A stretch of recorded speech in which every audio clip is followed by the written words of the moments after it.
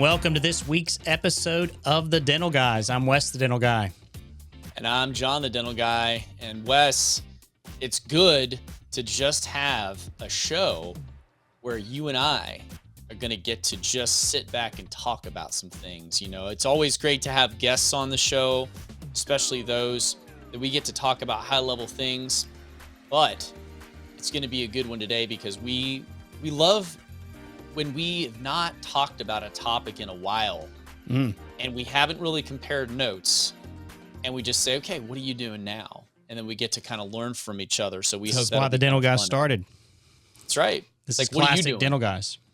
Yeah, that's right. That's right. But before we get to that, let's just give some love Wes, to some of our sponsors here, because this is really who makes it happen week in and week out. Not just for us, but for you guys out there.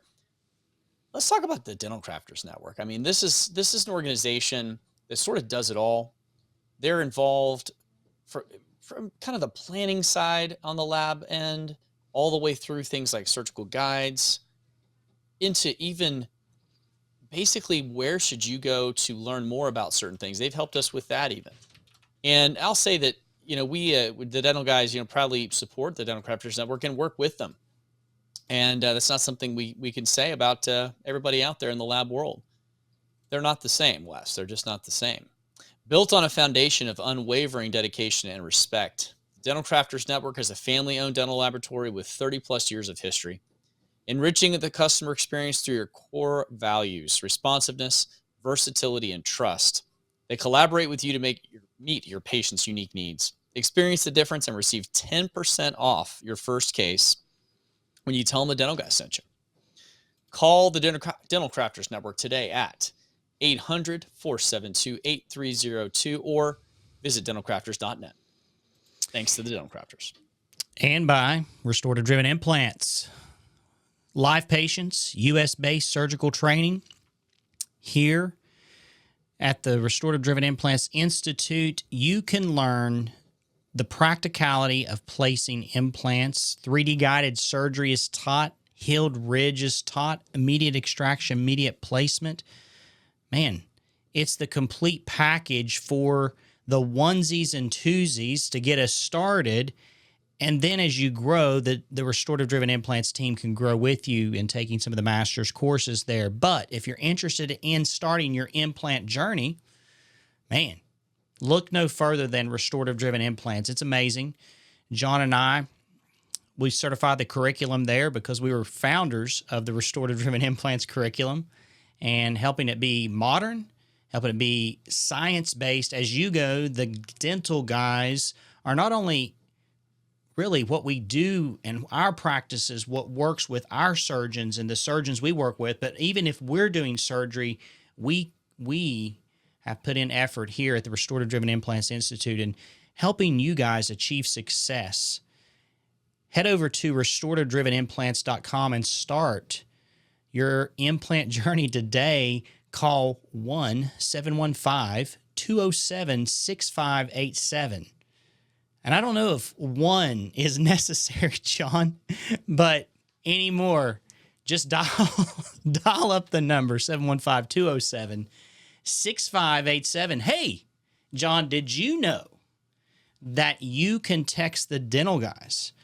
You see it on the bottom of your screen if you're watching the YouTubes. It's in the description below if you're listening to us on Apple Podcasts, Spotify, or whatever podcast listening app you're using today.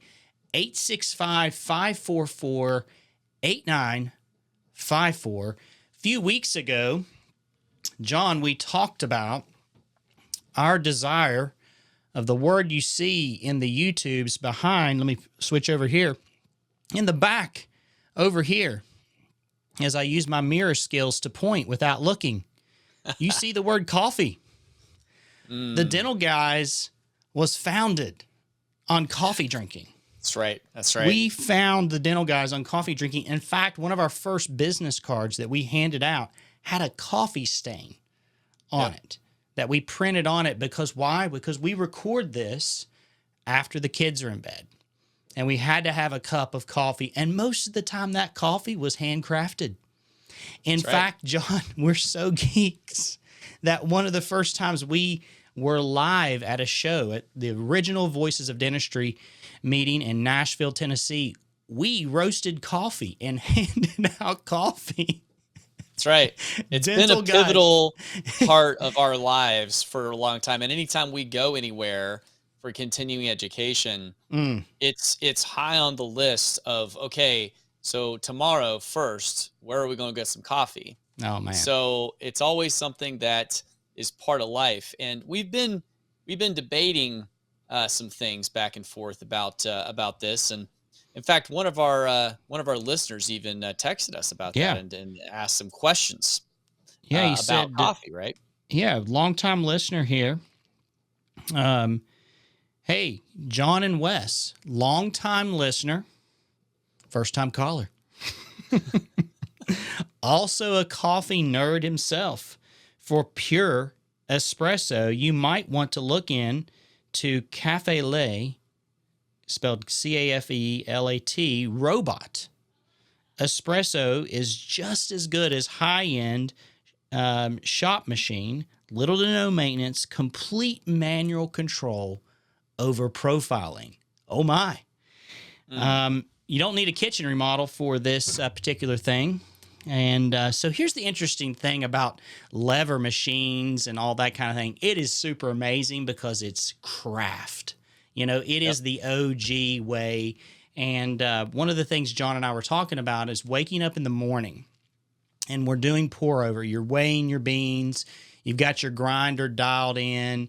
You've got whatever type of pour over method you're going to use. You heat your water to a preferred temperature for that particular bean and roast level. I mean, it's that way. And we talked about that the slow down part of this, of your day, of waiting for the coffee to boil, of the actual act of pour over. There's something about checking out. It's therapy. It's therapy in a way. You're just kind of in the moment. You know, it's not going to happen fast on purpose. You know, and you could say, you know, we've all gone through times, I think, and if you're a nerd about anything with how technology is, you're like, oh, we could do this faster. And maybe we could even do it faster and have the same quality. And there are, for instance, in the coffee world, there are machines that'll do a pour over for you. A pour steady machine, for instance, will do the same idea as what we're talking about doing by hand. It'll regulate the temperature, do the bloom for you, everything.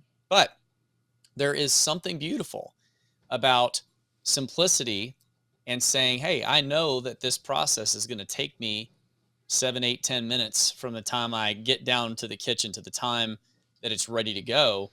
And during that time, you're just kind of waiting, and waiting is something we forgot about in our lives these days. You know, the waiting is something that it's part of just this journey that you're on versus just the immediacy, because it forces you to kind of slow down and just think for a moment. And so all that to say, when this listener texts us about this espresso maker, all manual, it's pretty cool. It's kind of the ultimate example of how to do something, you know, without any technology really. And so that brought us back to just geek out for a moment to this discussion then of, do you get the espresso? Do I get the automated to the hilt decent espresso maker, or do you go classic and you do something that's slower? I feel like we need like an X poll or something here, you know? Like what should Jon buy? Text us your because I feel like I've gone round and round with this. I almost embraced my inner tech geek, and then as I looked at good old La Marzocco and the classic Linea Mini, and I went, you know, that's, I think, what I want to have sitting in my house, because it makes wonderful quality, but it looks beautiful. It's solid. It's not high tech, but I mean, look at this. If you're watching the YouTube, I mean, it's just a beautiful machine, an espresso icon, as the slogan says. And, you know, this is probably something that's going to last me for the rest of my life, or at least for a very long time. But then you got decent over here, like, man, we're cool. We got all the bells and whistles. And I'm gonna equate this to one more geek thing that I'm all about, and that's guitars. Because everyone that started playing guitar when they were in like 6th grade, if they did, they like got this. They're like, hey, I could get the guitar that can make all the different sounds, that has all this technology, emulates things, these emulators. And you realize that in the end, you just have to kind of embrace simplicity sometimes and realize that some of the best sounds on these guitars are made using just a very basic setup, and that sometimes it's hard to emulate that. But this is the eternal battle. So if you're into espresso, you're into coffee, text us and say John should buy the decent, John should buy the Linear Mini, because it's the decision point is, I think I've already decided on simplicity. But yeah, we talked about it off camera. It's funny. John and I narrowed it down to these two things without even talking to one another. I know. As my He's sister like, would say, we're two brothers from another mother. You ever heard that? That's Jon and Wes. Yep. Yep. We may think differently a little bit about certain things, but it's crazy. So listen, take the time to just, hey, look, the summary of all this, we're talking about espresso here, is enjoy something that doesn't require, hurry it up. Embrace that time of just waiting. Yes. And crafting, whatever that is, whether that's, woodworking, or it's coffee, or it's, gardening, or it's, working on your car, or whatever it is you really like doing that gives you a sense of accomplishment, or something that's beautiful, or something that tastes great. That's something that, it's so much more, you get so much more out of it. And I was telling Wes too off camera, I was like, I've learned over the years that the things I tend to enjoy the most are the things where I don't have cell service, or I can't answer a text, or I'm not reachable, because those things force me to slow down. So anyway, for what it's worth. Well, to move on to a little something, another text, why not? Okay. 865-544-8954. Text the dental guys, just like Mac did the other day. Whenever Mac from Washington, North Carolina, longtime listener, first time texter. Love it. Love it. Okay. Met us at the Voices of Dentistry. Okay. Mac says, regarding cementation of lithium disilicate, some know the brand Emax, discussed by Bob and Greg from the Bob and Greg Show, episode 162, if you want to go back and listen. What is the protocol?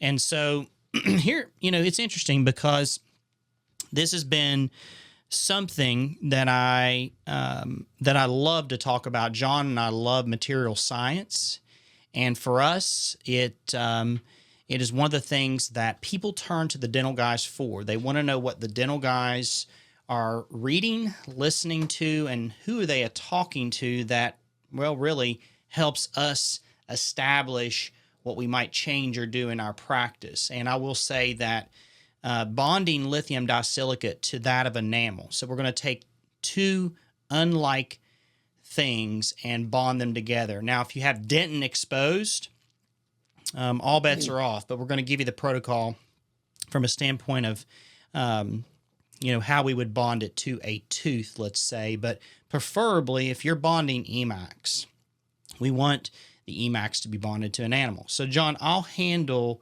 the Emax part of it, and then you handle the tooth part of it. Oh, how's that sound? Mm-hmm. I like it. Okay, so after you've done your restoration try-in, you've contaminated the lithium disilicate. Now, you want to verify some things here. So the very first thing you need to do is you need to steam clean this, preferably with distilled steam water. I have a steamer in my practice that is made by an Italian company. I mean, you could buy something like that. Preferably, you need to be using distilled because you don't want to be blowing minerals on these things.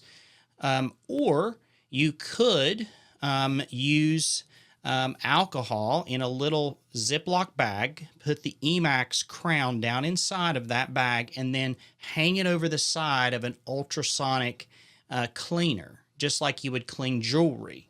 And so you let that go for approximately 2 minutes. You pull that out and then you dry. And this is the best verification of whether you have a good etched surface internally. Your laboratory should be etching these with hydrofluoric acid. And if they didn't, or if you felt like you needed to re-etch, you need to have a good hydrofluoric acid etch. There's several on the market. We're not going to mention brands tonight, but needless to say, you need to have a clean etch surface to proceed forth.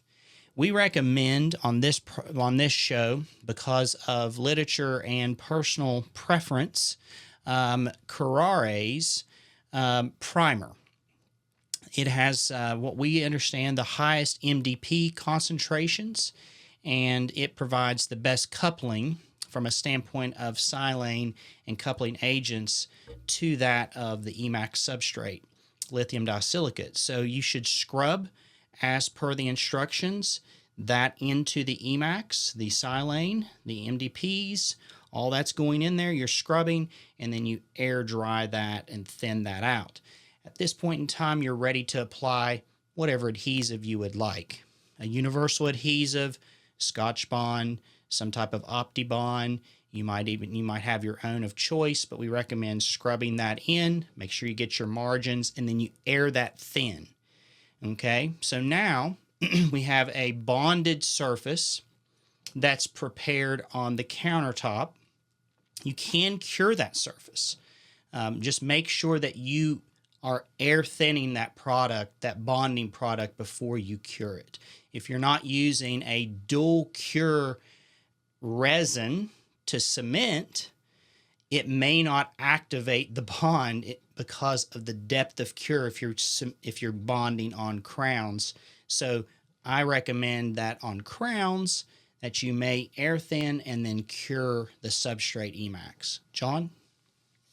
Yeah, and I think that when we're talking about this or having this discussion, if we're talking about a veneer or something that we're bonding to enamel, it's kind of a different discussion. You know, I think that listener might have been asking too about, do we cement versus bond, right? And we're going to kind of get to that. But assuming that we're bonding, you know, a veneer to enamel to an anterior tooth or something, then now we're ready to treat the tooth. Basically, after we've gone through our try-in phase, we've got to be sure that we remove all the try-in paste from the tooth. And a couple different ways that can be accomplished. That can be accomplished through an oil-free pumice. That you can use, not a prophy paste, you know, that contains oils and things like that. So you can use just like a flour of pumice is one option. You can use air abrasion to that tooth surface as well to ensure that it's clean. And then, of course, proper isolation for whatever the situation requires, whether it be rubber dam isolation or Optrogate or whatever you're choosing, some, you know, retraction cord, whatever your choice needs to be. And at that point, we're going to go through basically just an etch and rinse and bond protocol. So we're going to etch with our phosphoric etch.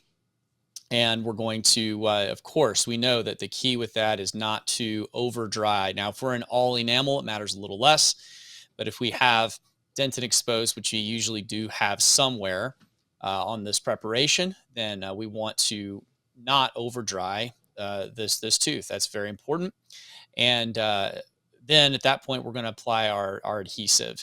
And as you all know, there's lots of generations of adhesive. As long as acid etch is involved, you can use several, whether you go back to, you know, 4th generation all the way up through 5th generation. They all work very well. The big thing we watch out for is, as Wes talked about, air thinning the adhesive on the tooth so that film thickness is as thin as possible.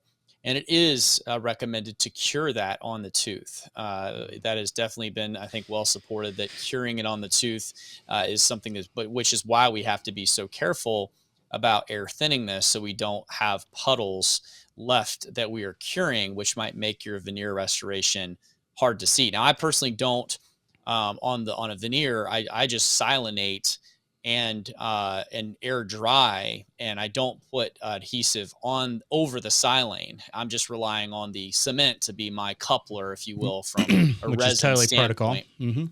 Yeah, yeah. As long as you've got a resin in there, that's totally fine.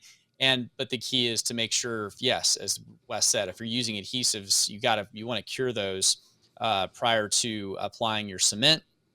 And then we're going to apply our cement, assuming that this is a veneer. We're going to be using a light cured cement. Now, when we start to talk about full coverage restorations, because I think some of the most controversial things come down into, should we cement or lute those Yeah, so restorations, or should we bond? this is why I wanted to talk about bonding first. Is you just listen to what we just went through. Incredible. Okay, and whether we're doing zirconia or not, it's the same stuff. All right. So you may not use hydrofluoric acid. You will not with zirconia. Right. Do not do that. Okay. We can talk about that another time. But essentially, And don't use Ivoclean because it doesn't do anything. It doesn't do anything. And that's a very popular, still to this day, even 5 years after we interviewed Marcus Blotz on this, and he confirmed that it doesn't do anything.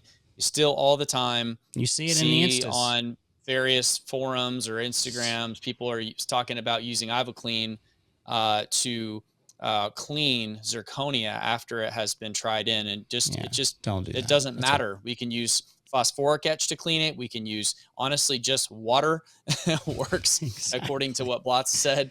So we don't really have to, right? And we can just air abrade and go through the APC bonding protocol as established by Marcus Blotz. That's if we're bonding zirconia. Well, now, so let's say that you have the proper thickness for full coverage restoration, for protocols of cementation. What do you do to the substrate? Well, take it out of the mouth.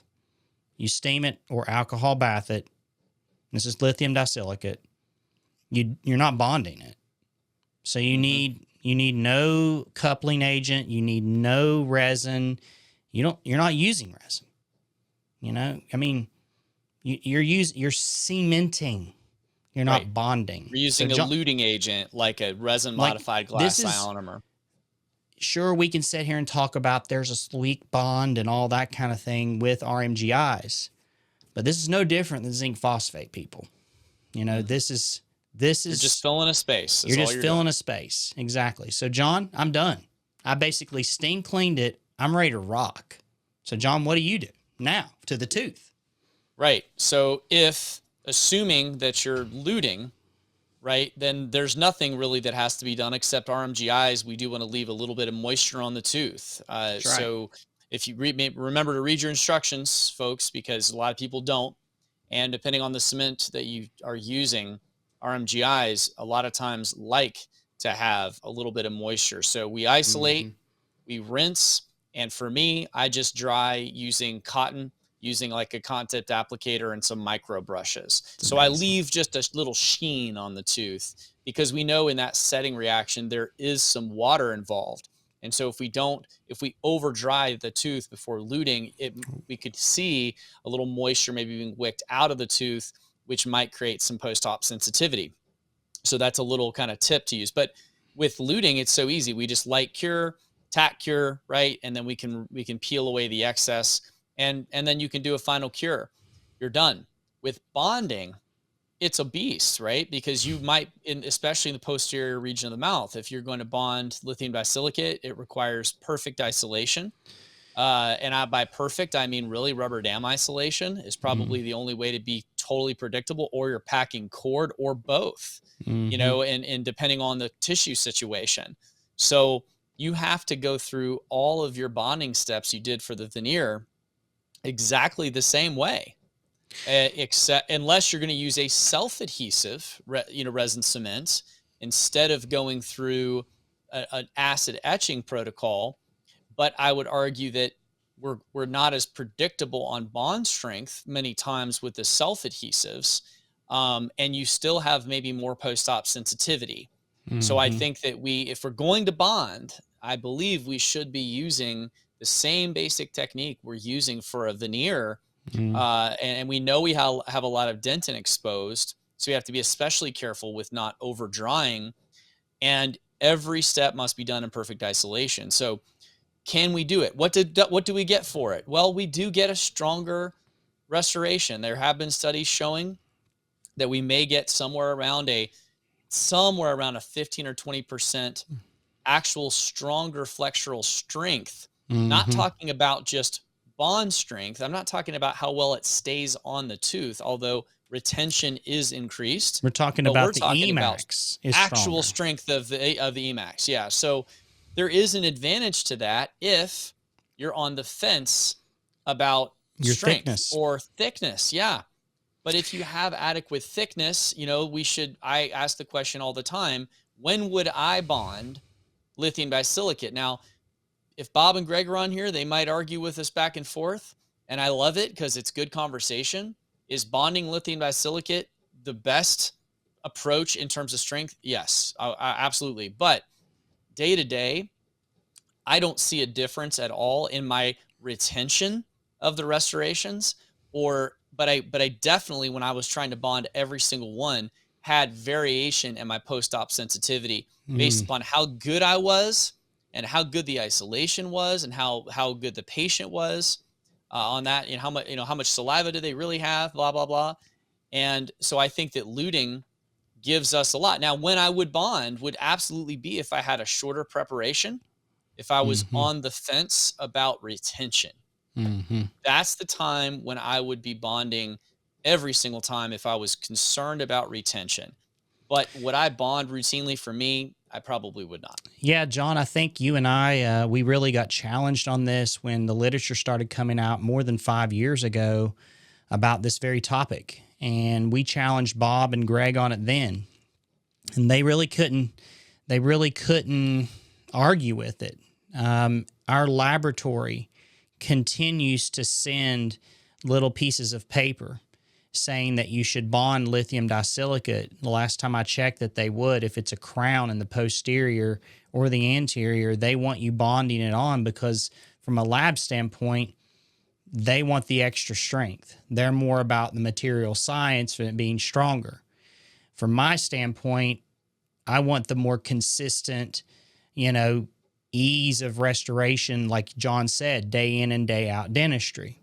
And so when I'm choosing Emax in the past 5 years, I've went away from bonding for just my single onesies and twosies. We're not talking anything else now. Just don't go crazy and say I'm not bonding, other things. But when it comes to just like quadrant dentistry, day in and day out, Full whenever I'm coverage. doing my preparation, I look on my scanner. My scanner shows me my depth of cut. I verify that I have the dimensions that I need so that I can cement the crown. If it's a short prep, I look to my assistants and I say, schedule enough time for bonding. And I'm just telling you right now, John, I don't know in 5 years that I've had failures. I might see one tomorrow now that I'm sitting here talking about it. I'm not having marginal tripping. I'm not having crowns broke in half. I'm not having stuff come off. Now, my preparation design is very, very particular. John and I are very particular about our preparations. And so that is what we've got. You can go back and listen to one of the original episodes of the Dental Guys. I believe it was year 1. Don't come knocking if your crown's rocking. Brad, the dental lab guy, was on that show. And Well, and I will say too that if you go back to whether it's our episodes or you want to dig into the literature, there was a time about that time when we began the podcast that people who had gotten into zirconia restorations were talking about how they were coming off all the time. yeah, There was this moment in dentistry where people were talking about this. What do we do to keep these zirconia restorations from coming off? And long story short, to save you some time, the punchline is it was milling strategy. that's right. It was the fact that these milling companies were coming in with setting up a mill for a new lab who maybe didn't know a lot about milling, and they were set with a tremendous amount of die spacer, a tremendous amount of cement space was being programmed into the mill. And why? Because the labs don't want to get crowns sent back because they're too tight. So they would be loose fitting. And so the preparation might have been bad. That could have been part of the problem. But a lot of times the mill was leaving all this room. And so we were depending on cements that weren't designed to have these massive thicknesses to them. And so if you were using an RMGI, maybe you were having problems because of milling strategy or your preparation design. But given that you're working with a lab that understands how to mill these, and machines have gotten better now too. I think from the factory, even from what I'm Absolutely. hearing, they're already closer to where they need to be. But you shouldn't be having this issue. Like if you're having an issue of crowns coming off routinely that you're looting with RMGI, it's not the cement. Mm-hmm. It's not the cement. It could be you. It could be the operator. Not preparing teeth with enough retention resistance. It could be the laboratory is not milling properly. They're leaving too much space, but Mm-hmm. something is up if it's Yeah. a consistent problem. So try Well, it's looking at either a this. And protocol. It's one of three things. It's one, your preparation design that you're doing. Number two, you're not using the protocols we described or outlined here. Or number three, your laboratory's messed up, and not doing some things right. Now, it's easy to blame the lab, but I'll also be honest with you, if they're something like the labs we use that are very highly technically, highly skilled and always looking at calibration files and all that kind of thing, you really got to start looking at what you're doing. Hey, before we're going to transition in the next part of the show. Thanks for that text, Mac, longtime listener. Text the dental guys, and we may feature your question on the show, and so we can clarify things like this.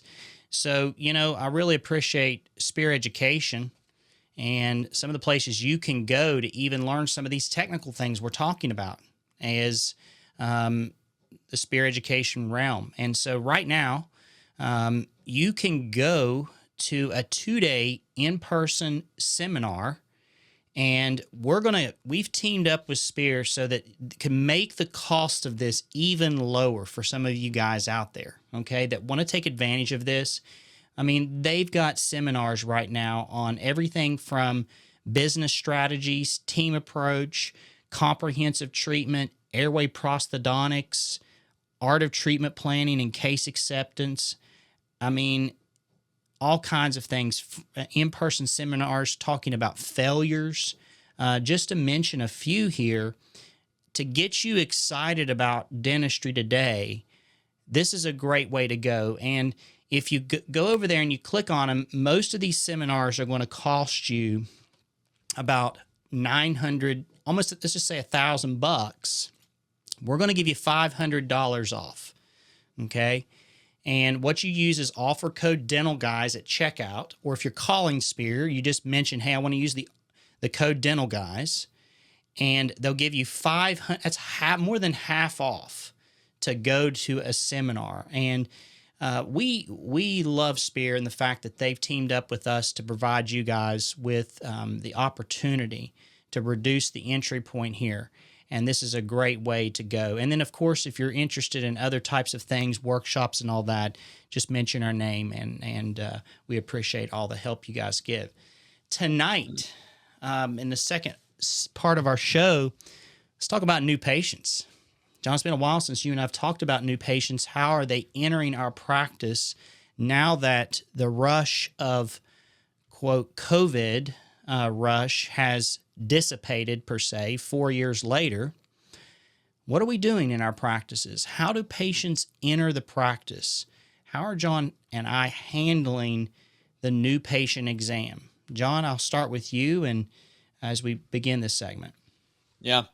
Well, years ago, I think speaking of Spear, that we had some great discussion along with some of the Spear classes that we took about how to filter patients into your practice. And I remember talking about the fact that we could have a patient enter the practice 3 ways, and this is what we still use today. One is as an emergency patient that's going to see the doctor first because of pain or toothache of some kind. The second, so that would be, of course, a limited exam for the first. The second would be a comprehensive examination with the doctor. And the third would be a comprehensive examination through the hygiene operatory. and hopefully followed by some type of cleaning, whether it be a prophy or maybe it's just a diagnosis of periodontal disease in some cases. And a lot of the screening to determine which of those three faucets. I always tell my team it's basically three faucets, and we can sort of manipulate those three faucets in our practice how we want, right? So we can determine if we want to see more patients with the doctor, we can make more blocks available for that. If we want to funnel patients more toward hygiene because of capacity issues with the doctor's schedule, we can do that. Um, we can choose to have more slots for emergencies or fewer slots for emergencies. And then there's really just a philosophy idea of that. What do you want to do? And I think the biggest thing that we or my practice we've gotten better at is the filtering. We haven't, because I don't think you can solve the issue of the three faucets ever. I don't think that you can ever get that perfect, because there will be times where you go through all the questions on the phone and our front office team asks everything. When was the last time you went to the dentist? Do you have recent x-rays? Have you ever been diagnosed with gum disease? Do you wear anything removable in your mouth? Have you ever had braces? All these questions. We ask a million of them over the phone because we're trying to determine where that patient needs to go first. And as you all know, patients just sometimes straight up lie. Sometimes they don't remember. Sometimes they're just clueless. And sometimes you just don't get enough information and you make the wrong call. So the patient comes in for a limited evaluation because of a toothache, but really they have 25 teeth that have the same problem. Or maybe they come into the hygiene chair saying they've been going to the dentist every 6 months faithfully, and we look in there and there's rampant severe perio, and we realize that this patient has no idea what's going on, and we kind of end up just talking about diagnosis for an hour and a half, and the hygienist may get really not much done that day in terms of actual quote production. And then the other thing that sometimes happens is if you bring the patient in with the doctor every single time, you're going to have some cases where there's not a lot to talk about, right? And maybe they could have had a cleaning that day, but they don't, because we don't have that time scheduled with the hygienist. So I don't think you can always win, but I think we've gotten better at the filtering. The questionnaire and what we ask over the phone is critical. I can't speak to that enough, and I think that we've gotten so much better at this. But here's what happened, at least in my practice after COVID. We have seen unprecedented new patient numbers, and I'm talking crazy town. Like, this is legitimately the truth. July of this year, we saw 79 new patients in my practice. It's two doctors, 79 new patients. And that was an all-time record for our office. And so, we have 4 hygienists and 2 doctors and, 9 operatory facility. And basically you start to get to a point where you can get overwhelmed with the number of new patients. And so what sometimes ends up happening is, consciously or subconsciously, you end up turning the faucet up just a little bit more on the patients coming in through the hygiene chair, because it's kind of easy. Patients like, oh yeah, I'll see the hygienist. I can get my teeth clean and I can see the doctor. And it sounds like you get everything at one time.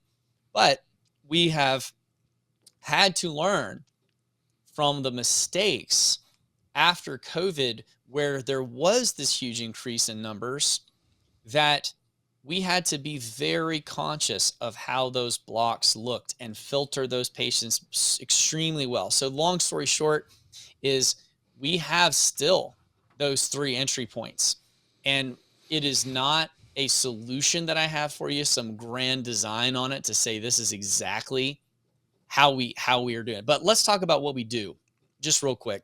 And then we'll compare notes, because that's kind of just more on the entry of getting into the practice.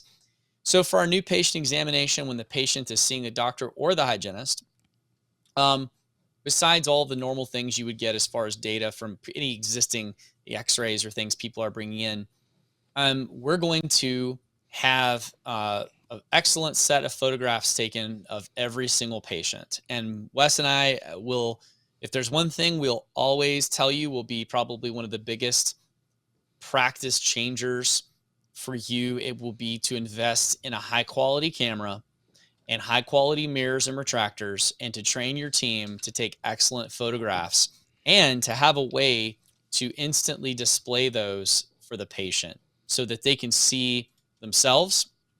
So what I do, patient comes in, of course, to talk about their complaints. We get whatever x-rays that we think we're going to need. Our hygienist or assistant takes the photographs. We have 2 people that do that, so it can be very quick, very efficient. We have 1 person just come in and kind of help hold retraction and so on. And then our way of doing it is once those photos are taken, we have the photo of their anterior retracted view, usually close up, anterior retracted with the teeth apart, so we can see things like wear and crowding.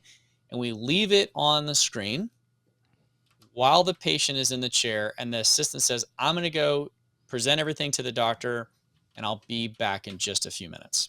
So the patient sits there for some period of time looking at their teeth. And this is something Gary DeWood taught us, and it works extremely well because a lot of patients have never looked at a retracted view of their teeth. They've never looked at a zoomed in view of their teeth. And they often are just blown away by what they're seeing. And they start asking you right away, what's that? What's that? Are those even my teeth? We have it all the time. Are those my teeth? Because people can't kind of believe the detail that they can see. So we go back, we have our little huddle. The assistant or hygienist gives me sort of the report on several things that I want to know. And then we look at the data together. We look at the photos. We look at the x-rays that they took.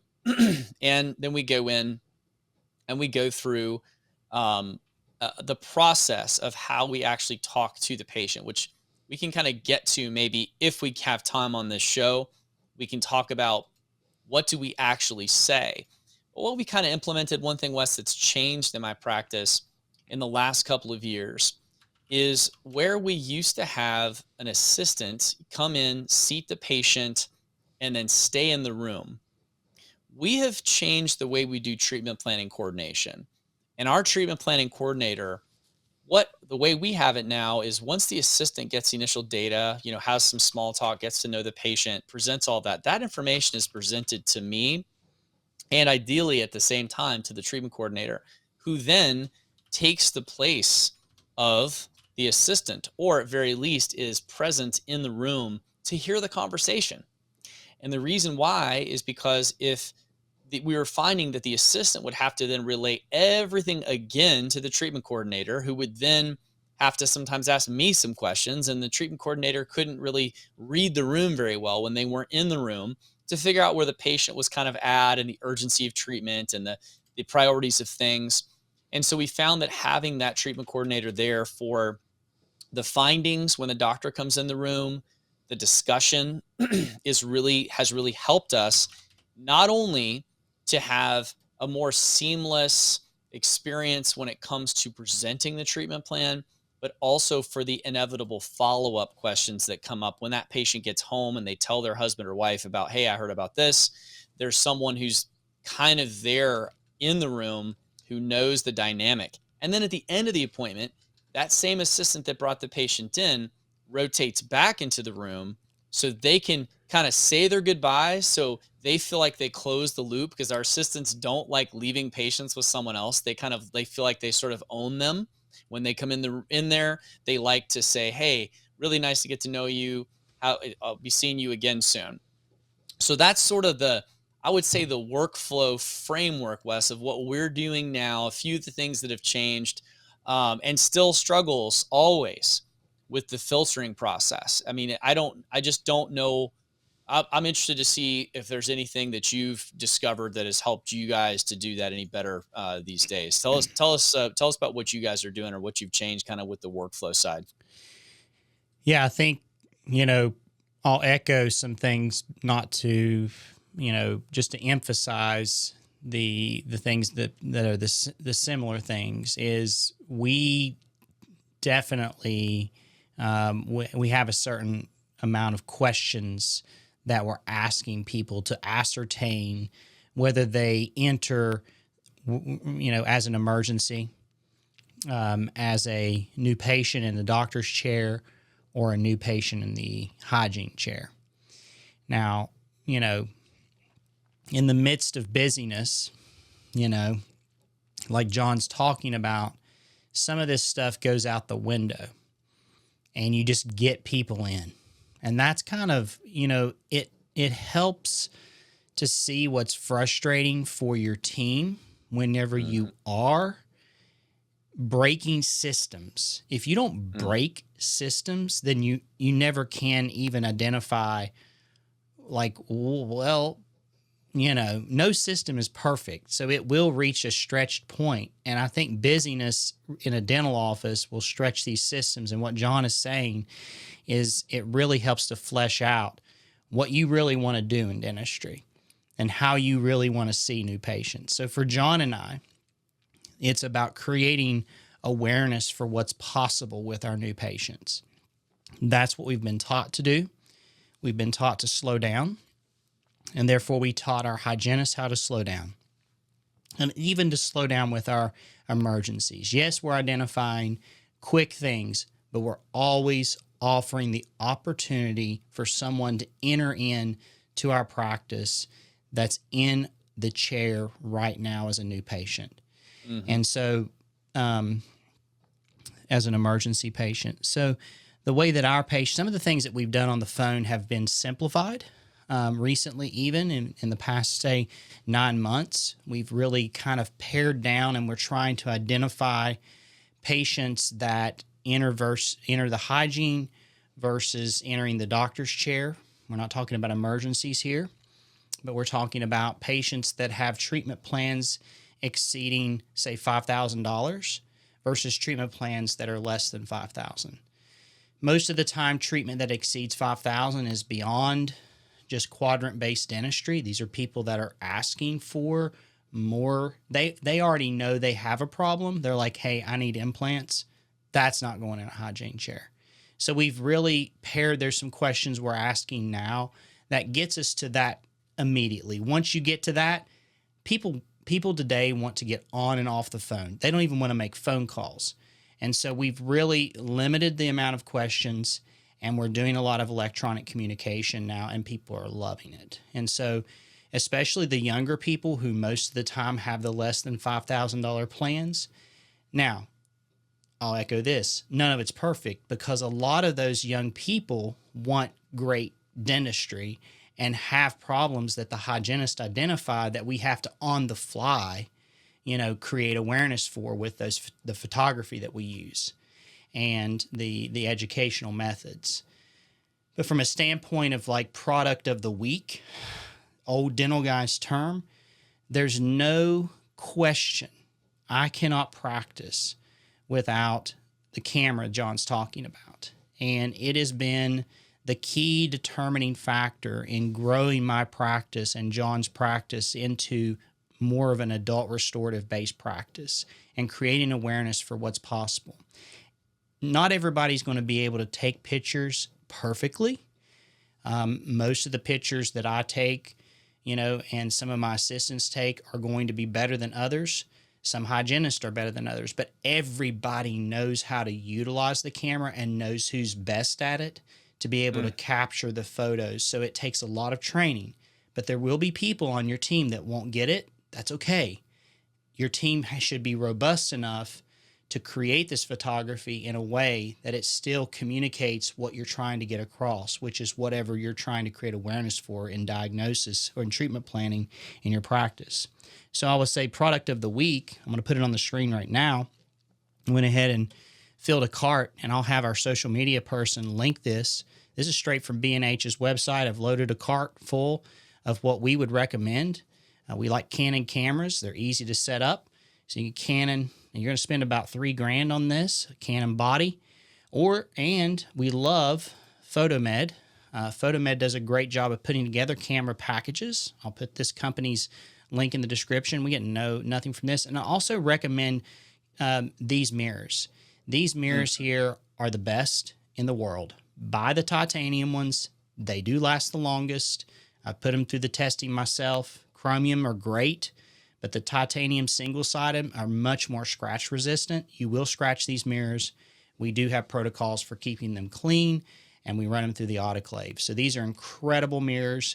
and we recommend Photomed for these products. They're a long company that's been around for a long time in the Well, and dental if you want industry. to buy a camera just without thinking, that is already set up and everything's working together and you get support, Photomed's the way to go. If you're Photomed's the way to go. comfortable, Yeah. yeah, if you're comfortable setting up your own camera, you're going Then to save a little B&H. bit of money and go to B&H or go to Amazon. But if you are wanting somebody to set it up for you, support it, you can call, your assistants can call and with the questions. You accidentally change the settings and you're not sure Yeah. how to get it back or whatever. That's where they are. It comes in a excellent. real nice case. It comes in like a Pelican case, all that kind of stuff. Mhm. But listen, some of you guys are super geeks out there, and some of you guys are going to like come back and say, oh, this and this and this. That's fine. That's fine. But I'm just telling you, these products we're recommending are flat out, no questions asked. You can take it from there, take it up, don't take it down. Don't take it down. Leave it right where it's at, meaning like don't try to cheap out on this and get some cheap lens. You get this camera or use your iPhone. Come on. Come on. No, It's not going to do it for you. this It's is not it. And you also will learn down the road from this. The last plug I'll put on is just there's no way you're going to learn how to be a better dentist without taking pictures of your cases. It's exactly You just right. won't. You just won't. I'm telling So you. we've run into barriers with, we do run into situations where patients are in the hygiene room, but since we've started kind of quantifying the type of dentistry, when we educated our team on the cost of things, and then we identified how much time it took to work that through hygiene and work that through the doctors, that really helped our front office team identify like who's going to end up where. The number one thing that I've done, though, besides that, just kind of trying to quantify the dentistry, is I definitely have solidified in our office for both myself and the associate. We block our schedule like I did years ago for new patients. So at the beginning of every month or months in advance, actually it's the same thing. On Tuesday mornings, I see patients, new patients only on Tuesday mornings and Wednesday mornings from 8 to 10. And then I'll do dentistry until noon. And then at 1 o'clock, because I know I'm going to start on time at 8 with a new patient. You do not want to be late to your new patients. That's not fun. You want them there. It's a first impression thing. So we do see new patients in the doctor's chair on really the associate's chair too. It's just different times. Monday, Tuesday, Wednesday. We do not see new patients on Thursdays. Thursday is just a dental day. And then if we're seeing new patients in the afternoon, they're always scheduled from 1 to 2 after lunch, because we know that those new patients they're there, they want to be seen promptly. So it's our best foot forward. And as I was told too, like in the morning time, once you've done a new patient once, guess what? You're going to do that another new patient right after that, and you're going to be even better that second time. That's a great tip that I picked up from Paul Homily, is like it's repetition. You get in the groove of doing one, let's just back it up with another one. We do have a patient care coordinator, treatment planning coordinator, and she works hand in hand, just like Jon said, with each lead assistant. And how that works is very similar handoffs. There's always a passing of the patient back and forth between patient care coordinator and then the lead assistant or the assistant that's been seeing the new patient. We want people to meet these people because each one of these people, if they say yes to treatment, each one of these people is integral in helping to navigate the dentistry. And you all might think, well, what kind of dentistry are you doing that require this navigation? Well, it's this interdisciplinary dentistry. Interdisciplinary treatment. And so when patients want that type of care in our practices and we have the time to offer it, we have to have team members that can help them navigate it. So I don't always in my new patient exams, and Jon does this too, we use screens in our office. Both of us have the same technology company, so we utilize a massive screen, it's like 50 inches or whatever, up mounted on the ceiling. You can see everything. You can zoom in. One thing that I do now versus using that screen is I use an iPad. I have several iPads in the office, and we're able to go through those photos and go through and give it basically a tour of the mouth, as John and I've called it over the years, to create awareness and see if it triggers any interest in dentistry. And then once they say, I'm interested in knowing more about that and how that would work, stop right there and start ascertaining what they're saying. And then from there, that's probably going to trigger a consult where we actually have worked up a plan. We've thrown out some fees, and you might think, well, I don't present fees. Listen, guys, John and I both have presented fees for years in our treatment planning. And it's good for the doctor to be able to, you should know your fees. Your associates should know their fees. And you're like, well, what if they're off by, if these people in your chair get upset over the fact that you're off by $200 or $300, they're not the right patient for your office. But we have a fee list, and we've actually played games with it, trying to help us identify it. So if a patient sits down and they come into your office and they need 2 or 3 implants, you should be able to give them a ballpark. And then that way you don't go do this big treatment plan, the ideal treatment plan, bring them back for a consult, and they sit back in the chair. Well, I don't have that kind of money. You're going to ascertain these things immediately so that then when they do come back, you can have something delivered to them in a nice package. Yep. And let's just emphasize that, we're not saying, and I ask my hygienists the same things, about what they do. I'm like, you better know what a sealant costs. Yep. You better know what 4 quads of scaling and root planing costs. You need to be able to give patients, at very least, kind of worst case scenario prices. That's right. So they have something to work on, or else what you're going to find is, if the first person that presents fees to your patient is when they walk up to the front desk, bad. People don't make decisions at your front desk. They make decisions in the operatory when they're, first of all, with the doctor, and second of all, when they're kind of in an emotional situation right then. They're hearing things, they're feeling things, they're thinking about whether they want this thing that you're offering to them.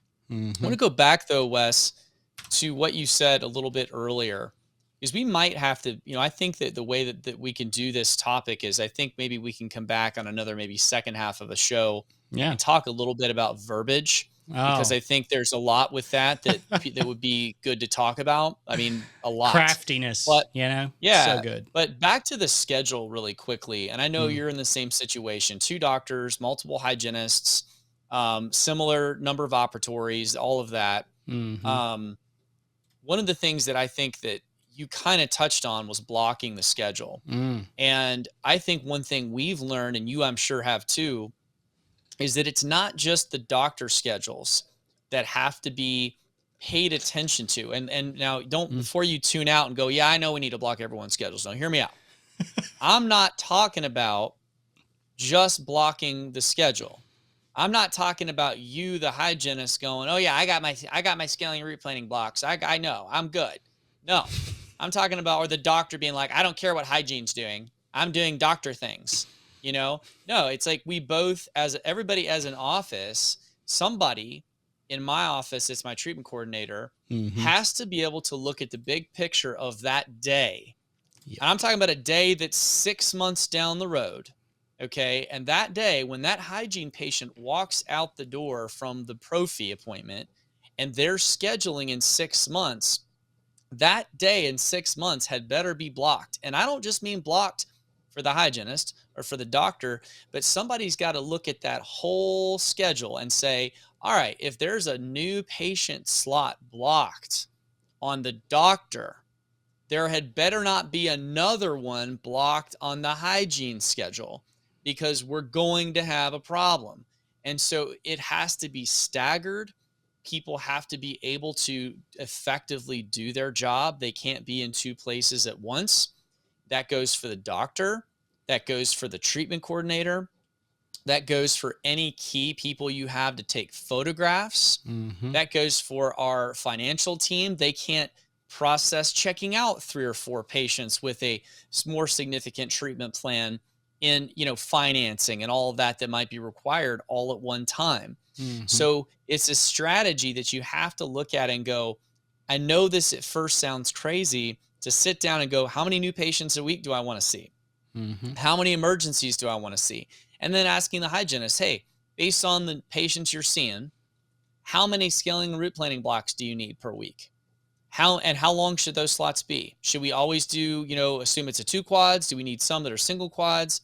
And how many new patient slots and then that's all great, but that's just the beginning. Now it's saying, what do we put next to what? If there's a time where implant surgery is on the doctor's schedule as a potential, well, you know what? We're more limited on leaving the room at that time. So we need to be paying attention to that. If you have a family that has 4 kids and they all need to be checked that same day and they all see the same doctor, you better watch out if the doctor has a new patient scheduled. If this is going to work, if this all that we're talking about is going to work, it comes down to people have to see the big picture. Well, this is why the show title is what it is. I lose money on new patient exams. And the reason why doctors say they lose money on new patients' exams is because they don't follow the rule, not the rules, but the reason why Jon and I don't lose money on new patient exams is because of what we're going to talk about in the next show. We've mastered the craft, and I hate even saying like I'm an expert, but at 20 years in, we have identified key things that sparks interest, and we've learned how to diagnose patients and communicate effective ways of what is possible, and identifying certain symptoms that aren't wrote down. And we're going to talk about that. And that's how we don't lose money. Because the frustrating part here is if you're an associate and you're listening to this, all bets are off if you're wanting to do what we're talking about and your doctor that you're with is on a more of a different path of business. If you're in the business of just volume, that's one thing. That's okay. That's one way of practicing. We're not saying that that's wrong or bad. But if you're interested in this type of dentistry and how we're running our businesses and what we've chosen is right for us, then you're going to have to make a change. And the change starts with a lot of what is going on in dentistry right now is young doctors trying to figure out really what do I want to do. They've practiced for a little bit of time. They've been in maybe different environments, and they're trying to figure it out. And so first, recognizing, one, let's recap here. What's the type of practice that you want? Do you want one that is hey, I can just stop off at the grocery store on my way into work and grab a cup of coffee. I can just stop off at the gas station and just walk in real quick, or go through the drive-through at Scooters, and they're going to have me a cup of coffee at Dutch Bros, whatever. And if I want to step it up a notch, I can just run over to Starbucks. I don't even have to think about it. I mean, I'm just go, go, go. I want it quick. I want it fast. I don't even want to think. If that's what you want, that's great. That's great. But what we have decided we want, and recently you may have seen a post, if you didn't, is we want to create a harmony between what we do in our lives, slow down and smell the beans. Slow down. Well, and I think the key with all of this, John? Yeah, and I think the key with all of what you said there is there are people that tell me when we start talking about this kind of stuff, they're like, well, I mean, I'm in a PPO practice. That doesn't work. Bring it for this practice, or my location, or the competition that I'm up against, or whatever. And all I'm going to say is, like, it's okay. You don't have to do what we're saying, but I feel like these people, when I ask about their day, the way that one of my good friends put it was it's like they're in a continuous state of falling all day. Like, it's the world's longest fall over and hit your face, but it's like all day they're off balance like you're off balance all day. You never have your 2 feet set. You never can actually think about a problem deeply.